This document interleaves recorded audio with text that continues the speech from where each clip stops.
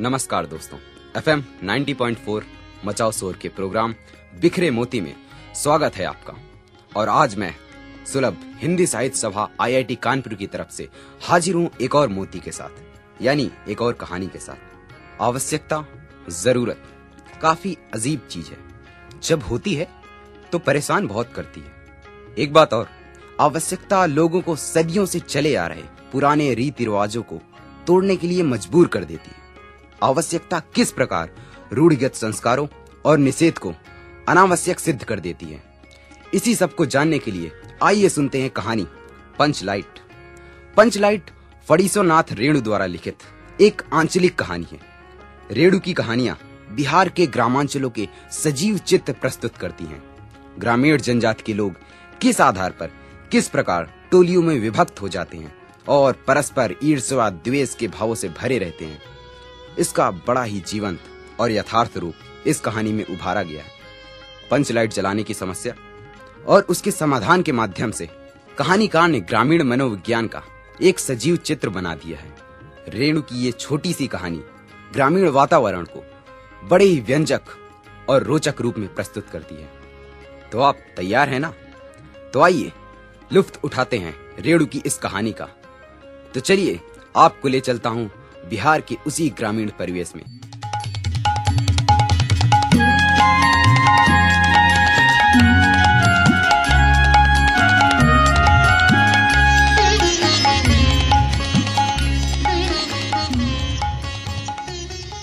पिछले 15 महीने से दंड जुर्माने के पैसे जमा करके महतो टोली के पंचों ने पेट्रोमैक्स खरीदा है। इस बार रामनवमी के मेले में गांव में सब मिलाकर 8 पंचायतें हैं। हर एक जात की अलग अलग सभा चट्टी है। सभी पंचायतों में दरी, जाजिम, सतरंजी और पेट्रोमैक्स है। पेट्रोमैक्स जिसे गांव वाले पंचलाइट कहते हैं। पंचलाइट खरीदने के बाद पंचों ने मेले में ही तय किया कि 10 रुपए जो बच गए हैं इससे पूजा की सामग्री खरीद ली जाए। बिना नेम टेम के कल कब्जे वाली चीज का पुण्याह नहीं करना चाहिए। अंग्रेज बहादुर के राज में भी पुल बनाने से पहले बलि दी जाती थी। मेले के दिन सभी पंच दिन दहाड़े गांव लौटे। सबसे आगे पंचायत का छड़ीदार पंचलाइट का डिब्बा माथे पर लेकर और उसके पीछे सरदार, दीवान और पंच वगैरह। गांव के बाहर ही ब्राह्मण टोली के फुटंगी झा ने टोक दिया, कितने में लालटेन खरीद लाए महतो? लोग बिगड़ गए, देखते नहीं हो पंचलाइट है। बामन टोली के लोग ऐसे ही बात करते हैं। अपने घर की ढिबरी को भी बिजली बत्ती कहेंगे और दूसरों के पंचलाइट को लालटेन। टोले भर के लोग जमा हो गए। औरत, मर्द, बूढ़े, बच्चे सभी कामकाज छोड़कर दौड़े आए। चल रे चल, अपना पंचलाइट आया है, पंचलाइट। छड़ीदार अग्नू महतो रह रहकर लोगों को चेतावनी देने लगा, हाँ दूर से छूछा मत करो, ठेस ना लगे। सरदार ने अपनी स्त्री से कहा, सांझ को पूजा होगी, जल्दी से नहा धोकर चौका पीढ़ा लगाओ। टोले की कीर्तन मंडली के मूल गैन ने अपने भगतिया पक्षकों को समझाकर कहा, देखो आज पंचलाइट की रोशनी में कीर्तन होगा। बेताले लोगों को पहले से ही कह देता हूँ, यदि आखिर धरने में 1.5 बेड़ हुआ तो दूसरे दिन से एकदम बैकाट। औरतों की मंडली में गुलरी काकी गोसाई का गीत गुनगुनाने लगी। छोटे छोटे बच्चों ने उत्साह के मारे बेवजह शोरगुल मचाना शुरू किया। सूरज डूबने से 1 घंटा पहले टोले भर के लोग सरदार के दरवाजे पर आकर खड़े हो गए। पंचलाइट, पंचलाइट, पंचलाइट के सिवा कोई गप नहीं, कोई दूसरी बात नहीं।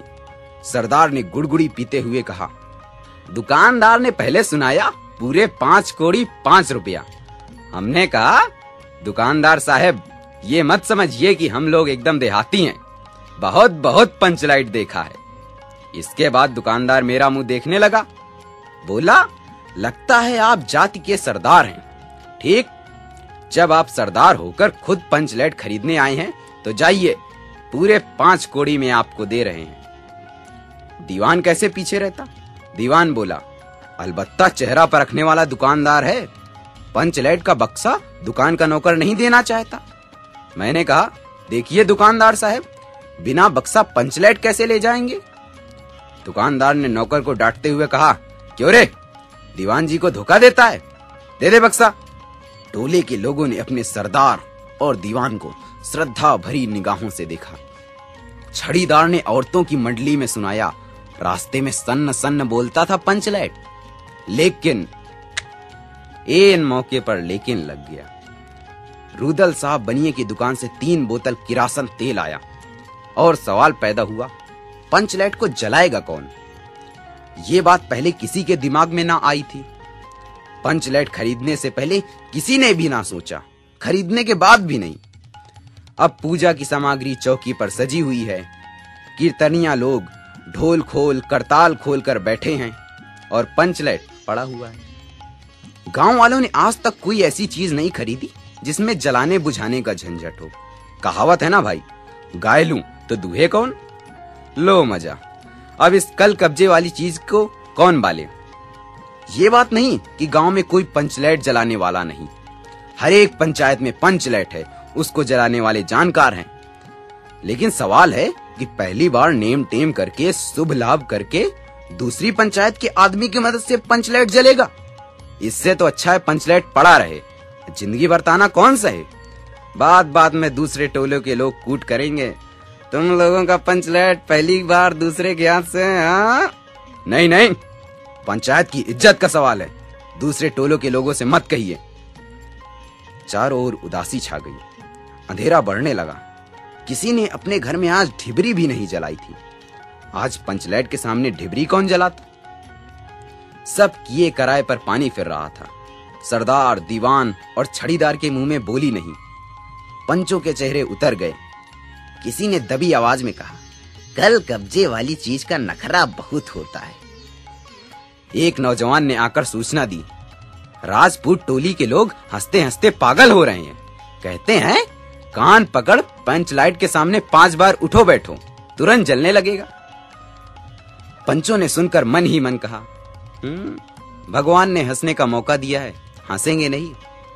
एक बूढ़े ने लाकर खबर दी, रूदल साहब बनिया भारी बतंगड़ आदमी है, कह रहा है पंचलैट का पंपू जरा होशियारी से देना। गुलरी काकी की बेटी मुनरी के मुंह में एक बात आकर लौट जाती थी। कैसे बोले? वो जानती थी कि गोधन पंचलैट जलाना जानता है, लेकिन गोधन का हुक्का पानी पंचायत से बंद है। मुनरी की मां ने पंचायत से फरियाद की थी कि गोधन रोज उसकी बेटी को देखकर सलम सलम वाला सलीमा का गीत गाता है, हम तुमसे मोहब्बत करके सलम। पंचों की निगाह में गोधन बहुत दिन से चढ़ा हुआ था। दूसरे गांव से आकर बसा है गोधन, और अब तक टोले के पंचों को पान सुपारी खाने के लिए कुछ भी नहीं दिया, परवाह ही नहीं करता। बस पंचों को मौका मिला, 10 रुपया जुर्माना, ना देने से हुक्का पानी बंद। और आज तक गोधन पंचायत से बाहर है। उससे कैसे कहा जाए, मुनरी उसका नाम कैसे ले?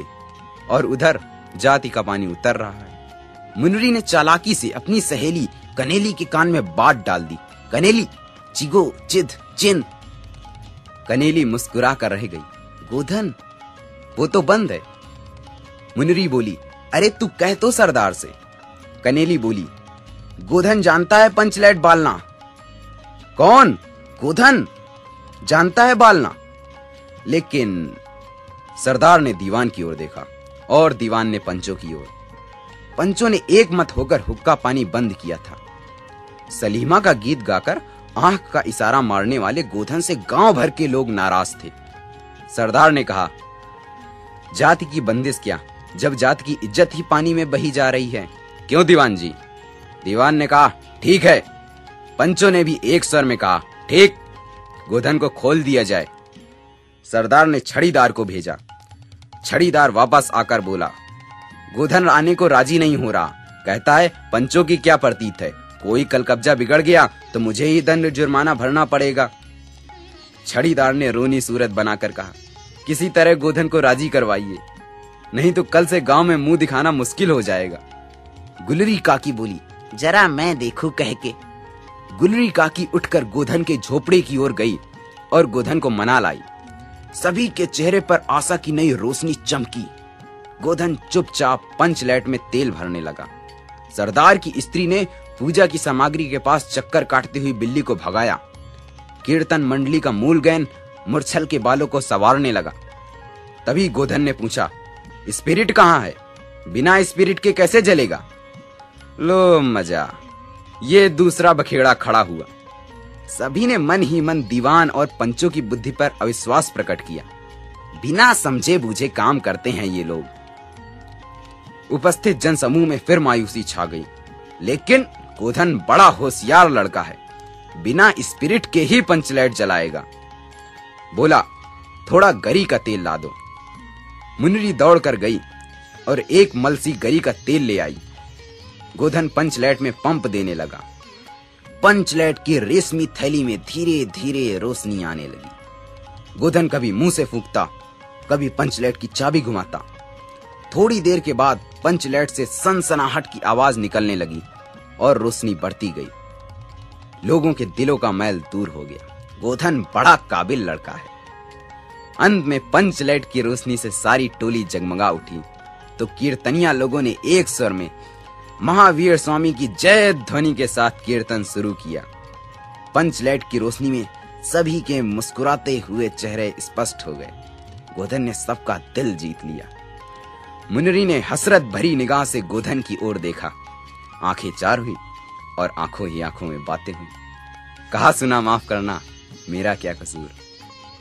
सरदार ने गोधन को बहुत प्यार से पास बुलाकर कहा, तुमने जात की इज्जत रखी है, तुम्हारा 7 खून माफ।